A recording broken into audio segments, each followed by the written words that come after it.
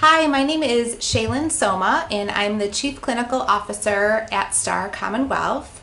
I am going to share with you some tips for returning back to school amid the COVID-19 pandemic.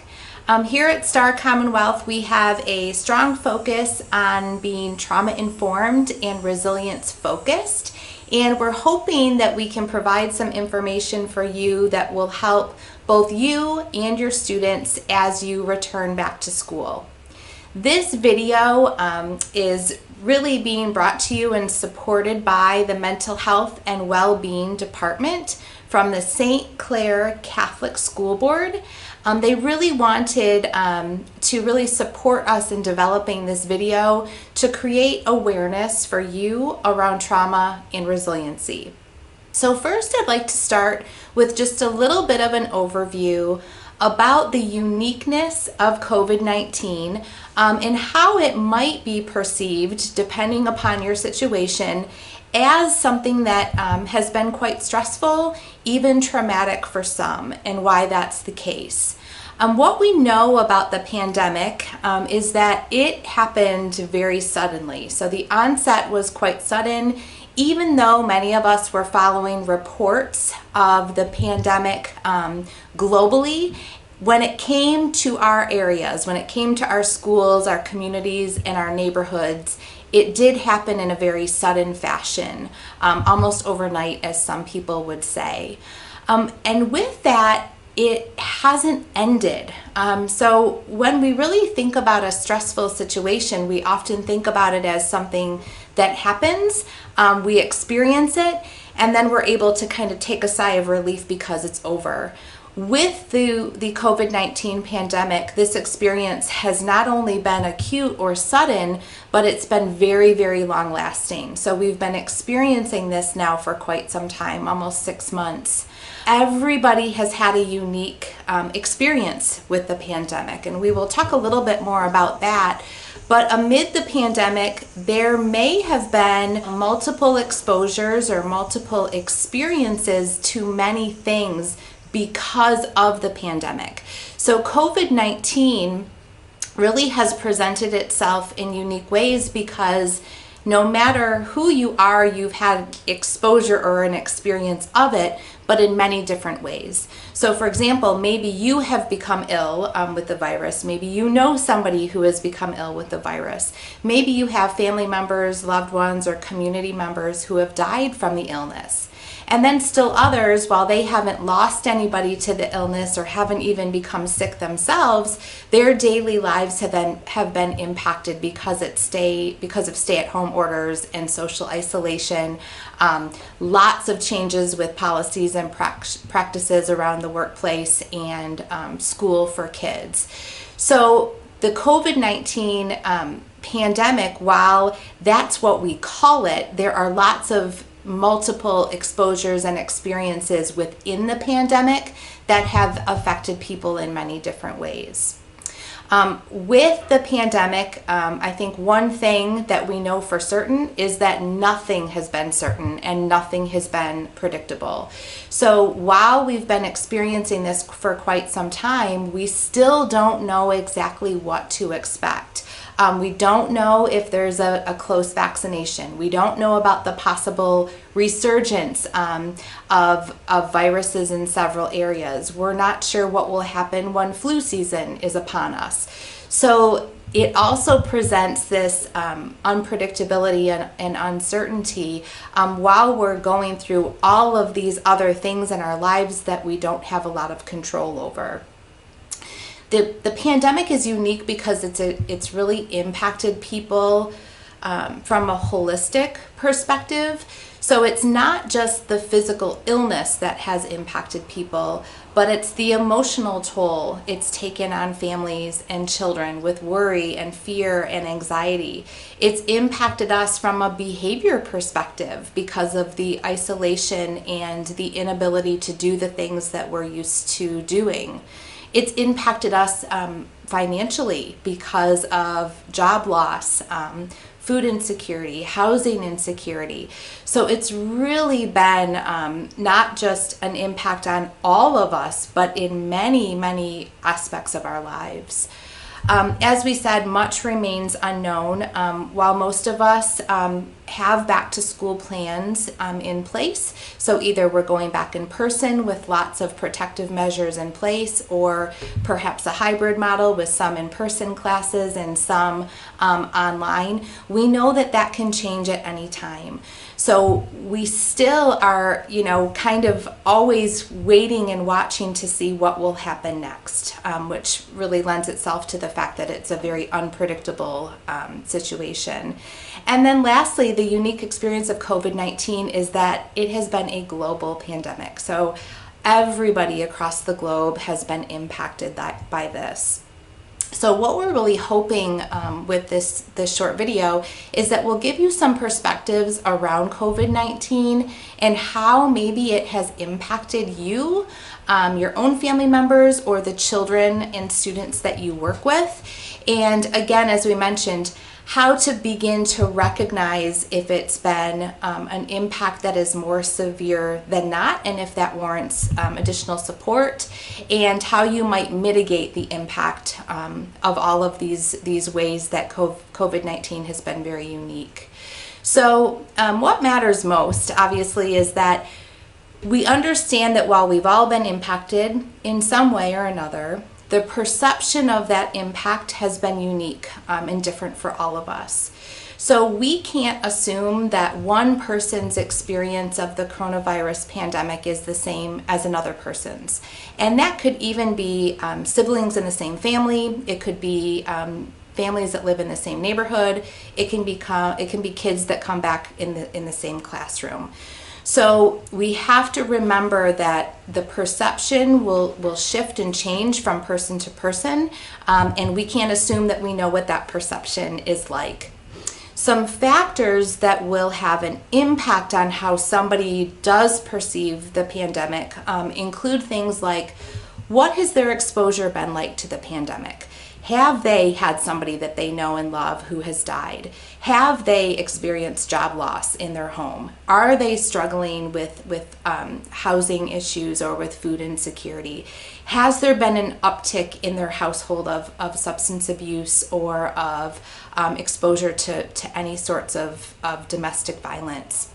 And then certainly the intensity of those experiences.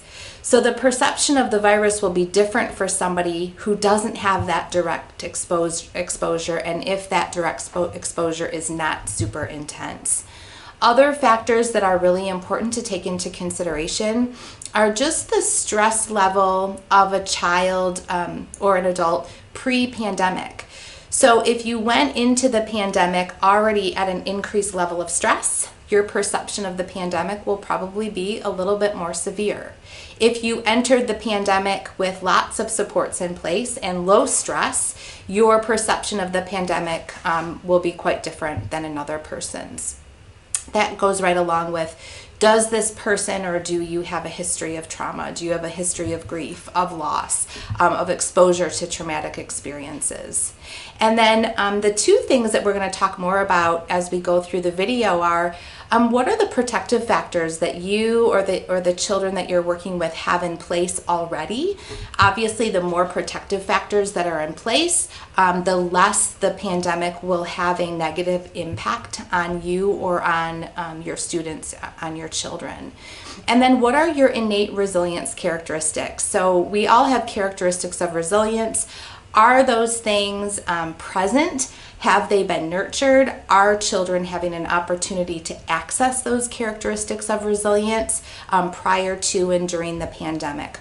All of these factors will come into play as you begin to sort of discern how is this person, whether it be a colleague, a family member of yourself, or a student in your classroom, how are they perceiving the impact and the experience of the pandemic? So what we do know is that trauma-informed and resilience-focused practices are now more important than ever. Certainly that's why the school board found and thought it would be very important for you to have this sort of messaging.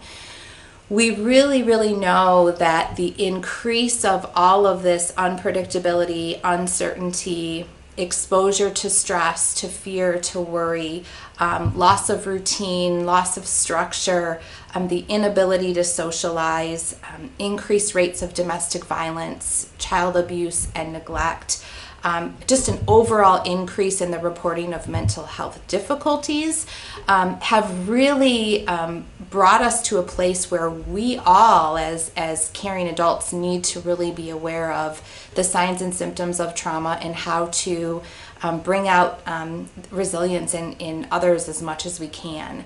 And then certainly, as of late, the burdens of racism have also been a very significant impact and layer on top of everything that's been happening with the pandemic itself. So a lot of people are referring to kind of what's to come following this pandemic as really a trauma tsunami. So, we've been experiencing this for now months and months and months, and the mental health and toxic stress of people is increasing. So we really have to brace ourselves to be aware of that and know how to handle trauma symptoms and reactions when we see them. Dr. Nadine Burke-Harris is a leading childhood trauma expert. She's the Surgeon General in California in the United States, and she really has said that we are going to see increased stress-related cognitive impairments. That means stress-related difficulties with learning. We're going to see a lot of physical health problems and just overall an increase in toxic stress. So it's important for us to be aware of this. Now, with all of that being said, if there are significant protective factors and resilience factors in place, you may be working with a student, another colleague, a family member that is doing really well despite their exposures. So I think it's important for us to not assume that everybody is stressed out and not assume that everybody has been traumatized. There are some things that we will go through that will be sort of key indicators or signs or symptoms as to whether or not you need to be concerned. So, are people experiencing stress and trauma, or are they doing quite well and there's really no significant impact other than the disruption of their daily lives? Again, no right or wrong way to respond, and again, everybody will have a different experience. So typically we're able to say when somebody has exposure to stress or trauma that symptoms and reactions following that exposure are really normal for the first 4 to 6 weeks. But as we talked about initially with the exaggerated pandemic, it's been very difficult for us to really measure onset of the pandemic and whether or not it's been 4 to 6 weeks and this person is still experiencing symptoms and reactions. So is the exposure to the close down of school? Was the exposure to an illness? Was the exposure to a parent losing their job? Maybe the exposure was due to something specific that happened in the house that the child witnessed. So you can see that over the course of the last 6-7 months, perhaps there were several different exposures to stress or trauma because of the pandemic. But if those things keep happening and they haven't gone away, it would make perfect sense that a child and an adult would still be experiencing stress-related symptoms and reactions. Some stress is certainly tolerable and that's okay. And even stress for maybe 4 to 6 weeks is okay. We all go through those periods of time where we say, this has been a very stressful time with us. For me, I'm really tired, or I have a lot on my plate. It's been really difficult over the last couple of weeks. You might hear reports of that. But there's lots of people that have been experiencing this stress of the pandemic now for, as we said, 6-7 months. And when that stress is prolonged and exaggerated, that's the kind of stress that our bodies just can't handle. And that's what we call toxic stress. So when we have that prolonged and exaggerated stress for quite some time, our whole bodies become dysregulated. And what that means is that we're just not able to tolerate stress like we would if it was just sort of a quick stressor and then we kind of came back down to balance, or to a place where we felt like we were safe, or we knew what was coming next or what to expect. So when we have this dysregulation in our bodies, we begin to see a lot of symptoms and reactions. Again, if the symptoms and reactions that you're seeing are new and they're only lasting a couple of weeks, I would say that those symptoms and reactions are okay and they're very normal. So for example, if a grandmother or an aunt or an uncle died, let's say from the coronavirus, and it's now week 2, week 3, and you see some of these symptoms and reactions, I would say that would be quite normal. But if you're working with a student, or if a colleague or a family member has these symptoms and reactions that we're going to review on a very persistent basis, or if they're getting worse, more severe, more frequent, the duration of them is lasting longer as time goes on, that's when we would say it's time to really seek some additional support, because then that would not be a normal response. So to say it another way, our bodies are meant to have exposure to stress, and we're meant to see some symptoms and reactions. But those symptoms and reactions normally can go away on their own with good supports in place. If they're not going away on their own, that's when it's time to seek some additional support.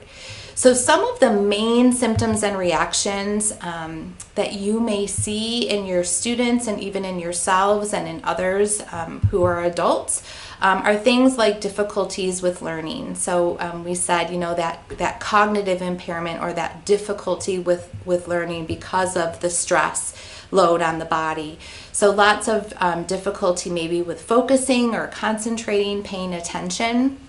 If you're seeing kids that have a lot of fear or worry, certainly asking questions is very, very common for kids and students during the pandemic. But if those questions are really surrounding what's going to happen next, what if I die, what if my parents both die, then where will we live? If they're getting more severe and more worrisome, that's something that I would address. Certainly things like anger, defiance, fighting, any sort of violent outbursts, that would be something that would indicate a lot of dysregulation in the body that needs additional support. Nightmares, so students may be reporting that they have a nightmare that maybe somebody they know got the virus, or maybe they have a nightmare that they got evicted from their apartment or from their house because of a job loss. So really look to nightmares if the child is really reporting that they're the victim in their nightmare of something really bad happening to them. That's sometimes an indication that it's a more severe symptom and reaction that needs to be addressed. Kids that are just really, really jumpy and nervous all the time. So, you may see this as educators coming back to school with kids that are having a hard time sitting still in class. They're in and out of their seat. They're sort of running around all the place. They're looking out the windows all the time. That's that need to know what's going to happen next, and that need to sort of discharge all of that activation that's in their body that they don't know what to do with. It's the worry and the anxiety that's in their bodies. Certainly more sadness than normal. We want to pay attention to. Very, very normal during this time. I've heard lots of reports of regression. So regression like thumb sucking, bedwetting, and then academic regression, of course, social regression, so kids having a difficult time interacting with others, and then just this overall ability or inability to regulate emotions. And then lastly, when there's significant behavior problems at home or at school that seem to persist over time and you're not able to address them inside the classroom. So what can you do? What are some things that you can do if you are seeing some of these symptoms and reactions? And then even if you aren't seeing these symptoms and reactions, these are some resilience and protective factors that can help not just lessen the impact, but they can just help provide this preventative layer of resilience for all kids. So everything that we're going to mention now in terms of a supportive or a resilience factor are things that will benefit all kids and adults too, whether or not they're having symptoms and reactions or not. So we're going to talk about the importance of connections and relationships, the importance of play, and then the really significant importance of the opportunity for both you and your students to have opportunities to practice emotional awareness and regulation. So probably the most important thing we can talk about during this time, and I know many of you probably have heard now the need to not refer to social distancing, but refer to physical distancing, because what we need more than ever is the socialization, even if it is at a physical distance.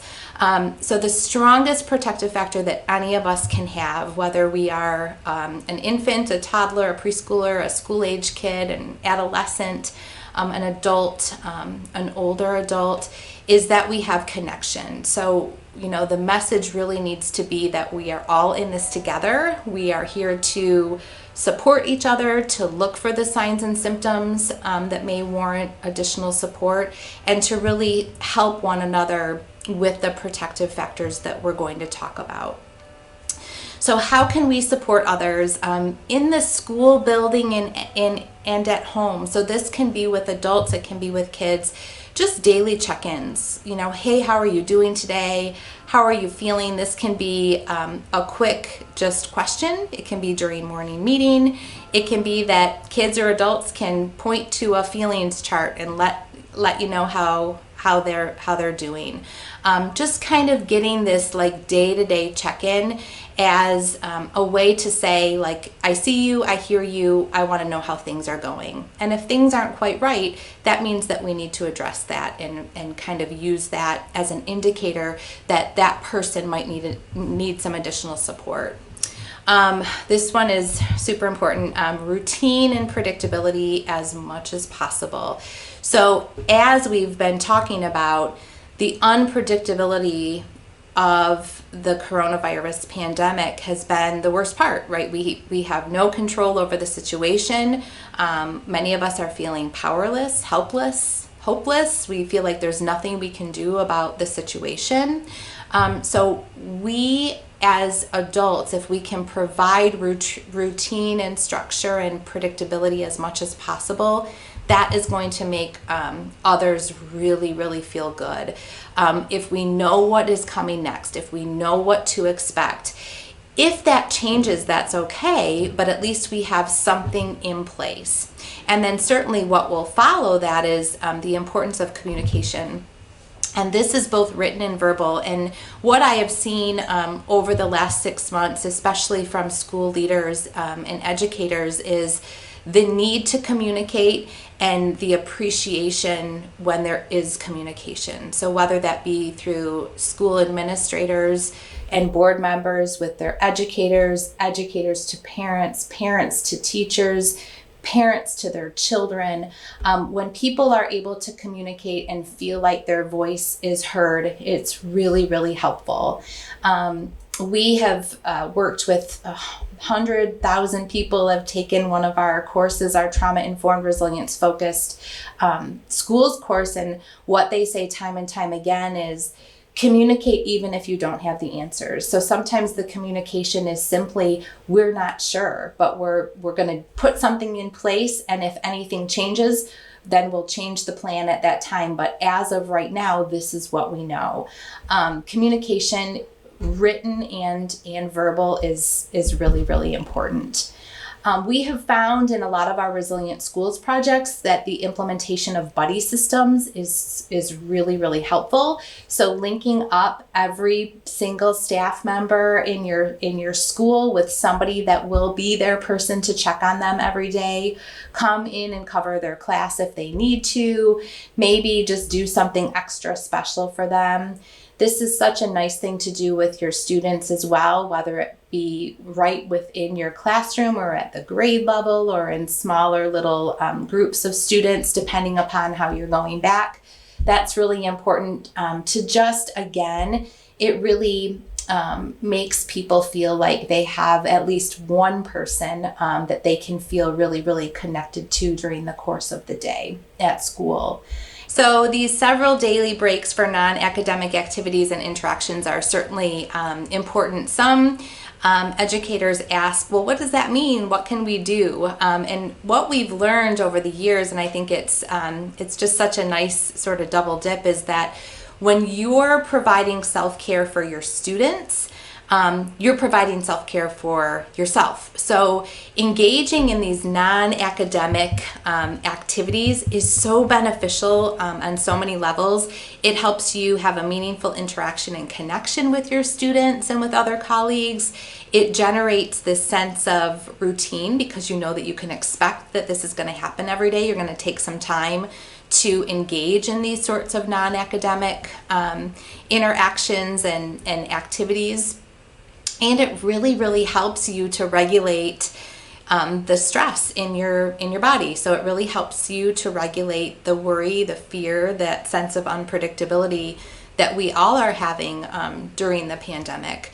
So one great way is just to incorporate some mind-body skills into your daily routine. Again, as you're teaching these things to your students, you are practicing them yourselves, which is the beauty of it. So it's not like you have to set aside your own time at the end of the day or the beginning of the day for breathing activities or for guided meditation with music, or to do some journaling, or to do some drawing or coloring. You can engage in those things with your students, and then you get the benefits of engaging in those practices as well, which is really helpful. Incorporating movement, play, and activity into the daily routine, again, is really, really good for both you and your students. Things just like stretching, getting into some simple yoga poses, just to sort of break up these academic chunks of time during the day, giving kids brain breaks, engaging them in games like scavenger hunt, guess who, would you rather, talent shows. There's lots and lots of different ways to incorporate those sorts of activities, even as a way to support the curriculum that you're going through in your classes. So, just to sort of end, we're really putting out a call to action. We know that this global pandemic is going to require as many adults and child caring professionals as possible to understand the impact of trauma and be equipped with tools to address it. And at STAR, our theory of change is really that if trauma-informed adults work within trauma-informed and resilience-focused systems, the well-being and success of all children will increase, which is why it's so great that your school board really found that this was such an important thing to generate awareness for in your district, to really understand childhood trauma and resiliency.